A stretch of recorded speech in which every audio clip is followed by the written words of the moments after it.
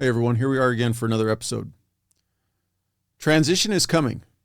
I'm hoping that you're listening to this because you are you're preparing for that inevitable moment. You want to be the most qualified and the best prepared. So with that, let's get into round 46 of the tactical transition tips. This time the topic is get the job. For the close range group, those of you looking at your transition right away, maybe you're right in the middle of it or you're less than a year away from it, learn the job market. And for the medium range group, those of you that are looking at your transition in 5 years or so, write and publish articles. And for the long range group, those of you that have at least a decade or more, you're early in your career, maybe even just starting it, consider multiple mini retirements.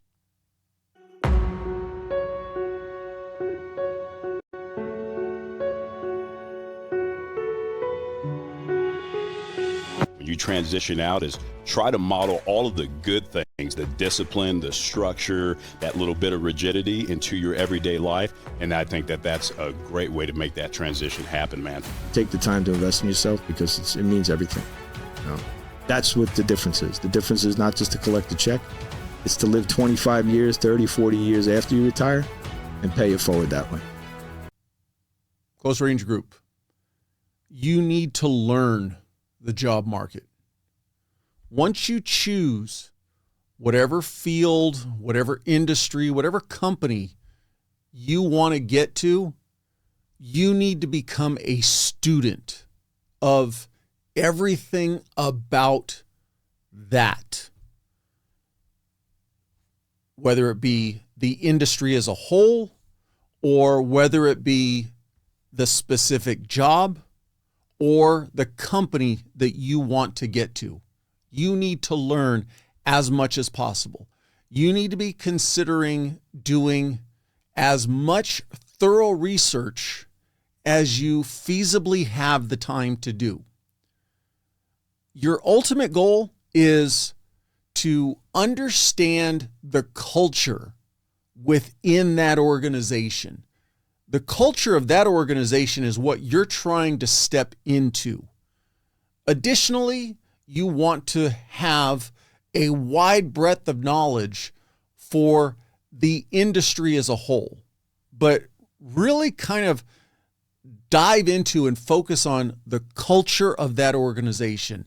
How does that company or that organization operate? You can look for any type of press release, news article, anything that they produce that is publicly available about their company, that you can gather more information about them. Learn who the leaders of that organization are, the CEO, the CFO, all of these people that are the top of the food chain. And granted, that may not necessarily be the first person you're going to interact with when you go into the hiring process.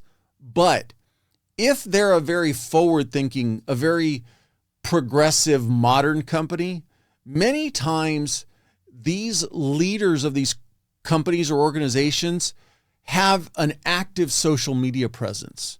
It could be, I'll call it the low end, and I'll say LinkedIn because LinkedIn is still traditionally more business-based and it has more of a professional feel to it. You don't tend to find people posting about the party that they went to or some, private event or anything like that. It tends to revolve around business. On the flip side, they may have an Instagram presence that you can see events that they're going to or get a better feel of them as a leader, or if their company has social media sites, learn more about what they're projecting as the image of their company. Again, information gathering, intelligence gathering, constantly taking in, be that giant sponge that is just trying to gather as much information as you can. Try to figure out what are their goals and what are their challenges that they're facing today. However, use your knowledge, your skills, and your experiences and the research that you're doing, not only on the company, but on the industry as a whole, and try to have ideas for what are going to be the goals or challenges that they're going to face 3 years down the road, 5 years down the road, a decade down the road, and prepare answers that are going to be something that shows that you're not just thinking about today, you're thinking about tomorrow. Be that person who comes to the table as a problem, not necessarily a problem solver. Yes, problem solver, but a problem anticipator. You can anticipate issues that might come up in the future. You might be wrong, but I would imagine if you do enough quality research, you're not going to be far off the mark. When you get into the hiring process and you have the opportunity to market and sell yourself, you want to sell yourself as somebody who presents solutions to problems. When you're in your interviews and they present you with those scenario-based questions, be thinking about not just the question in a very controlled or contained environment. Incorporate the research you did on the industry and how similar companies might be addressing a similar type issue, but also incorporate and show that you've done research and factor into your answers what you think might be coming down the line and how you might want to be somebody who can help the company prepare for those situations. Ultimately, though, you want to be able to sell that you understand the objectives of the company, the objectives of the industry, and where they're trying to move forward to. Very few companies who are going to be successful are likely not going to be stuck on today. They're going to be stuck on, all right, what's coming tomorrow? Because we're already facing it today. Yeah, we'll find a solution, but what's going to be the next issue that we're going to have to address? How do we keep moving the company forward? Practical example, if you've seen any articles recently, Redbox, okay, they had a very good product, but it didn't evolve. And eventually, just like for those of us old enough to remember Blockbuster, people are going to stop going and wanting to get a DVD outside of their local supermarket. Well, now the problem is you've got all of these Redbox boxes that have literally been abandoned. And where I'm going with this is it's because the company wasn't thinking down the road. They weren't thinking about the future of how things can evolve. So you want to be putting yourself in a position to be, again, not that you're going to be right 100% of the time, but at least when you're presenting to this company, you've got ideas for where the company might be going to. You want to sell that you're not just looking for a job.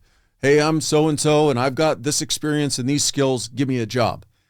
You want to show that you're vested and you're invested not only in yourself and making yourself the best possible candidate for the job, but you're looking to see that the company succeeds and they have ongoing success, because selfishly, their success ultimately trickles down to your success. If they fail, then you're going to be out looking for another job. So you want to see them succeed. And by doing as much research and trying to be as learned as possible, you make yourself the best candidate to ultimately make them the best company that they can. You want to show that your presence within their organization adds value to the company. You're not just a person taking up a space. You actually become an asset. You become valuable to their company because you have thoughts and ideas and skills and experience and expertise that is going to help them. It may seem like a lot of work outside of everything that you're already doing, updating your resume, making sure that your LinkedIn page is current, networking, all that stuff. But this is valuable work. This is going to be that one little thing that's going to push you over, that's almost kind of like a hiring cheat code. This episode is brought to you by Triton Coffee, a veteran-owned brand and lifestyle.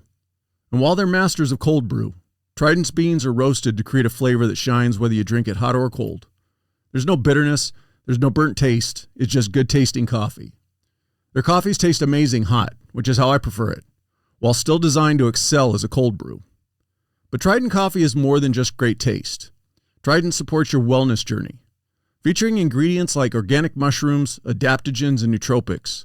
It's made for those who enjoy good coffee and value quality and health. So if you're looking for a coffee that meets you wherever your day takes you, hot or cold, you need to check out Trident Coffee. I know I said I prefer hot coffee, but here's a tip from me. Mix their instant cold brew with your favorite protein for a protein coffee drink that's great cold. You can thank me later. I know there's a lot of coffee options out there, but give Trident a try. I know you'll enjoy it as much as I do. Head over to tridentcoffee.com and use the promo code TDP15 for 15% off your order. That's TDP15 for 15% off your order. Medium Range Group. Write and publish articles. You have a few years left. You've gained a lot of knowledge and experience through your career right now. Whatever you're doing, you have knowledge, experience, and expertise in certain situations. Market that authority, market that knowledge, that expertise before it's actually time to. I know you're thinking, I'm not a writer. I don't enjoy writing. People aren't going to want to read what I write. You'd be surprised, especially coming from these careers. If you haven't already put yourself in positions to talk to people on the civilian side of things, they arbitrarily respect us just because of the jobs that we do. Take advantage of that. Put yourself in a position to share all that you've gathered, all the knowledge and expertise that you have, and you'd be surprised. I bet you if you really stop and think about it, you're probably selling yourself much shorter than you deserve. Put that out there. Position yourself as somebody who really knows what's going on and can apply your experiences in dealing with multiple types of problems, multiple types of situations in a different way or a different manner than what might be the norm. Or even if it's the norm, it's just a different way to approach the same type of problem.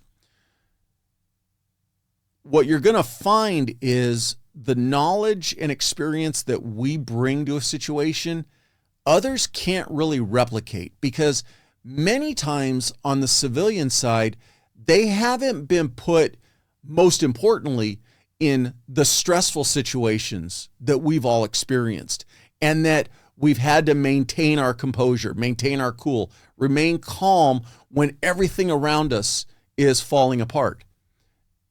That might seem like, oh, that's nothing, because we get so used to doing it with these jobs. That is a huge marketable skill.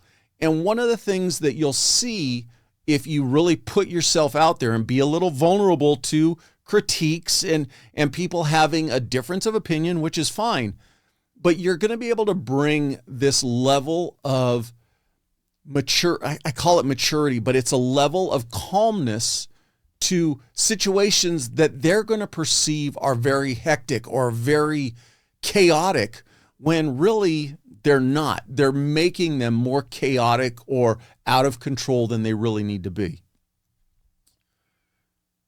Where you want to position yourself is in any place that you have the ability to put your name out there. Examples might be, well, your highest level that you'd want to aim for, try to get published in a magazine or a newspaper or a newsletter that is industry specific. That would be your ultimate goal. And you'd be surprised if you get into one of them, it gets a lot easier to keep getting your name out there and keep getting more articles published. But with that, you can go all the way down to, I'll call it the bottom level again, your own LinkedIn page. Start writing articles.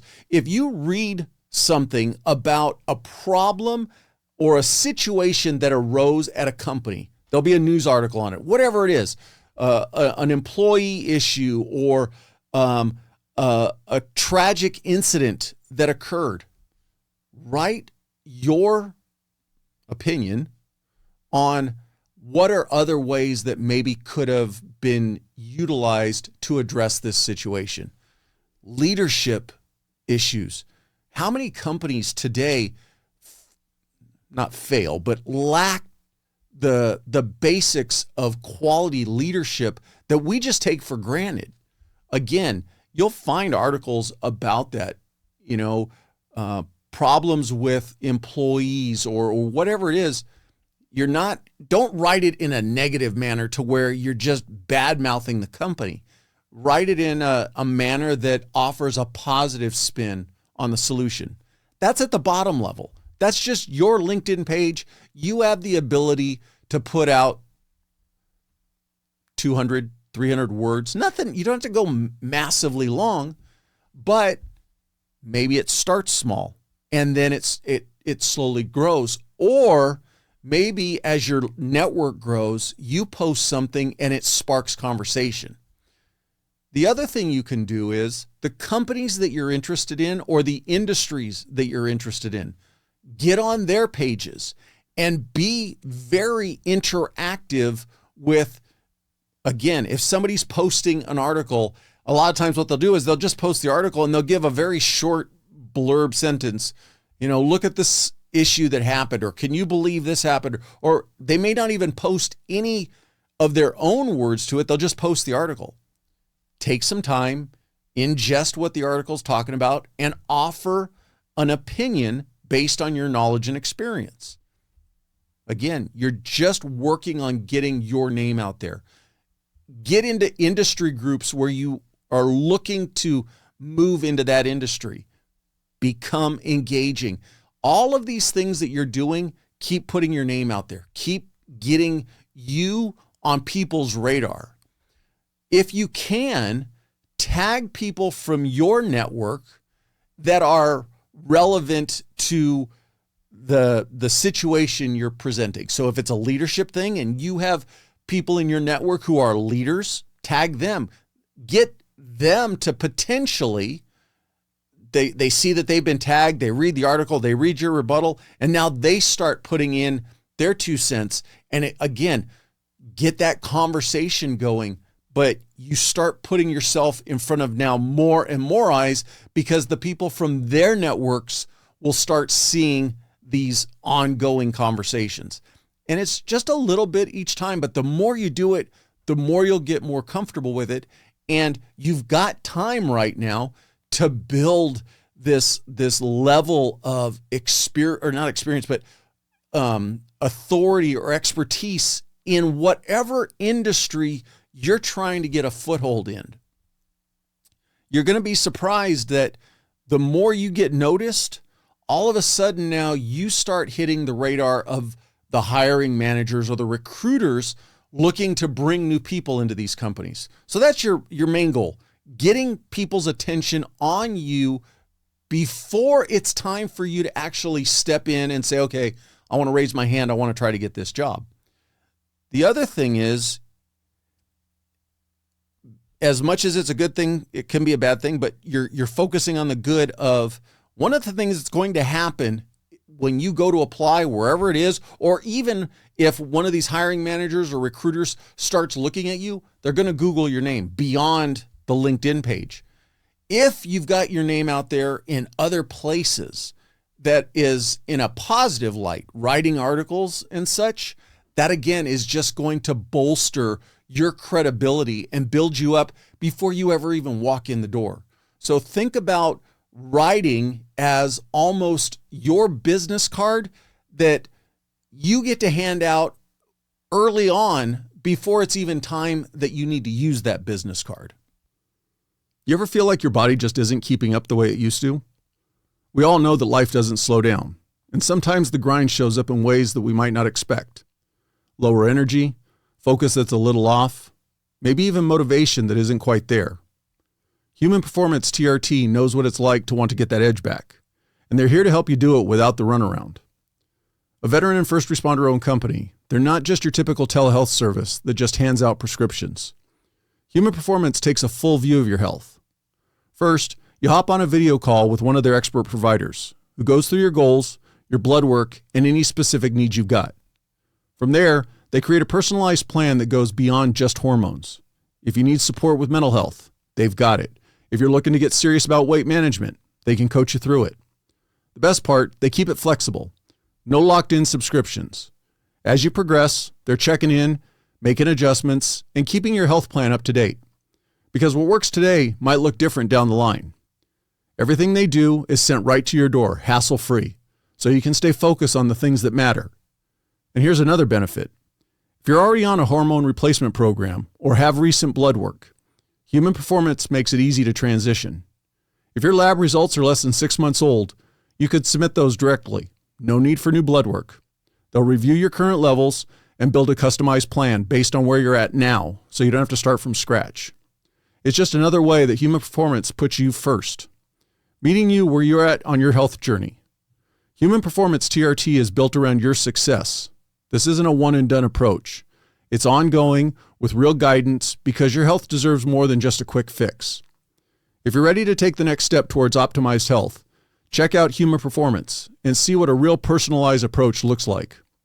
And for listeners of the Transition Drill podcast, use the promo code TDP for 10% off throughout the entire time you work with Human Performance. So head over to hptrt.com and remember to use the promo code TDP, that's Tom David Paul, for 10% off your program. Long range group.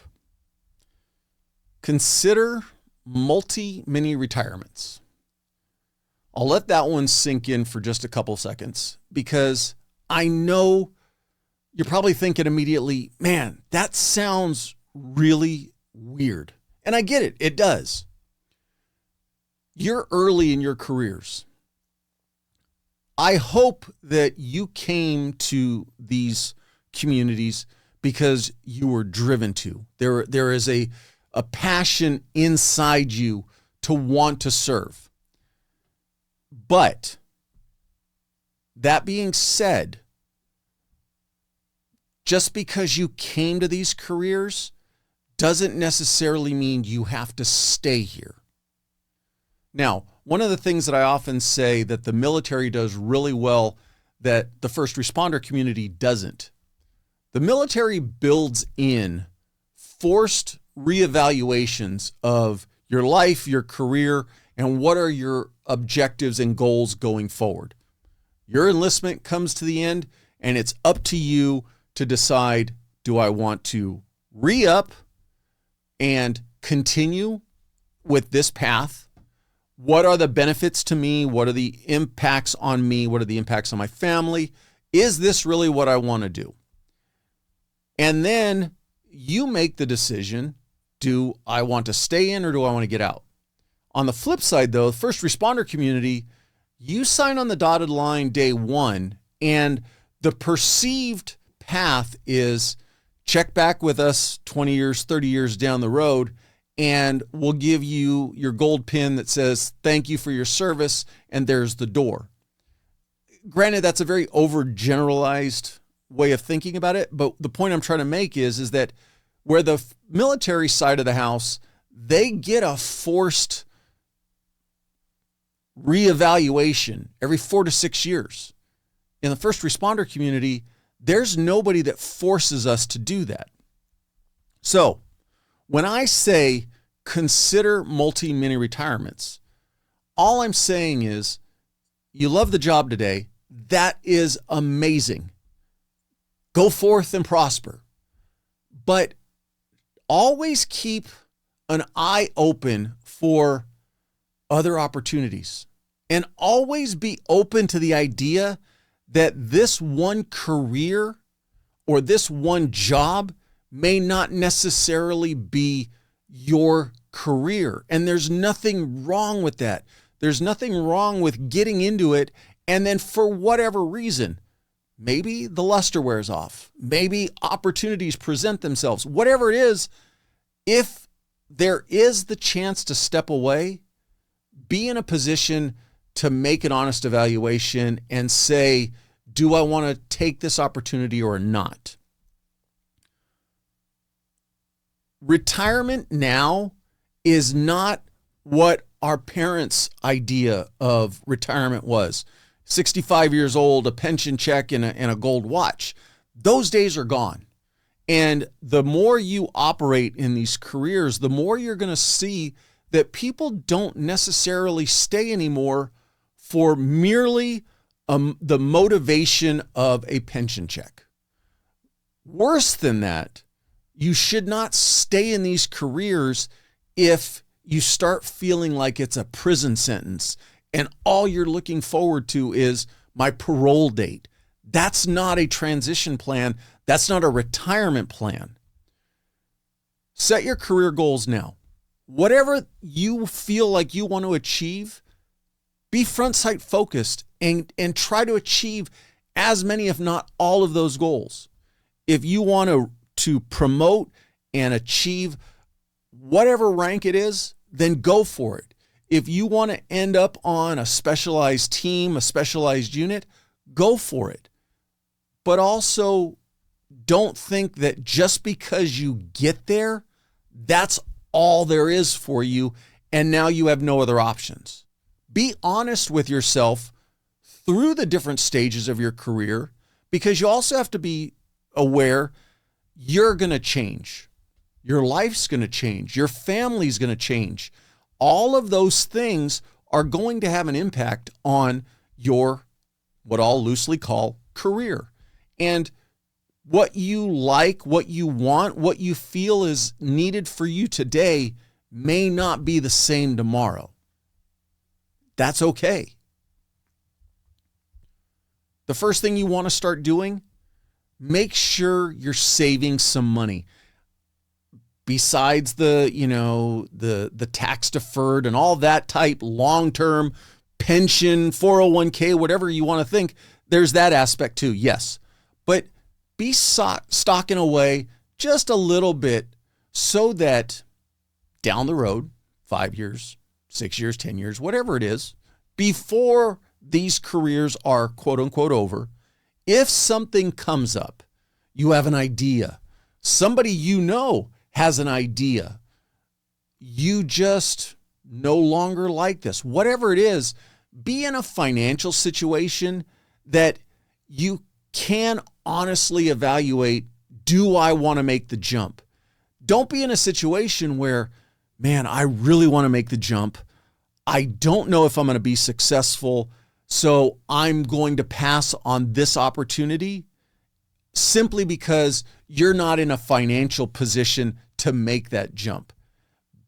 Decide not to make the jump because you've got every I dotted and T crossed and it just doesn't work for you is the reason. Not that, man, if I just had enough money to wait out 6 months, whatever it is, I would take this opportunity. Or the flip side, you come up with a great idea for a business you want to start, or you and your friends are sitting around a table one night, and we've all been there. Somebody has a good idea. Ideas pop up all the time, but very few people follow through with actually implementing the idea. And oftentimes, one of the biggest limiters is not having the available funds to get going. So start putting some money away now. The other thing is you have to remember you can't stop learning. whether it's going to college, whether it's always putting yourself in positions to learn new things.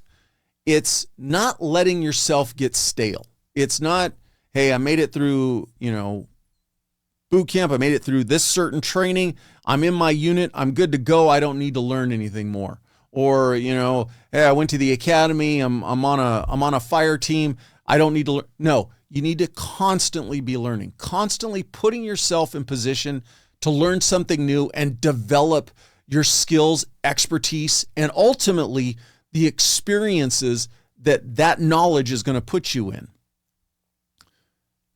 By controlling your money and controlling what you learn and how you make yourself more educated and more experienced, you're always in control of your career. When you come to that fork, and I'm willing to bet that it will happen. There were a couple things that happened early in my life that I fall into the thing of I didn't have the money to really honestly say, should I make this attempt? I'm not trying to imply that I didn't enjoy my career and it wasn't great for me, but what I'm saying is there are opportunities that will come your way.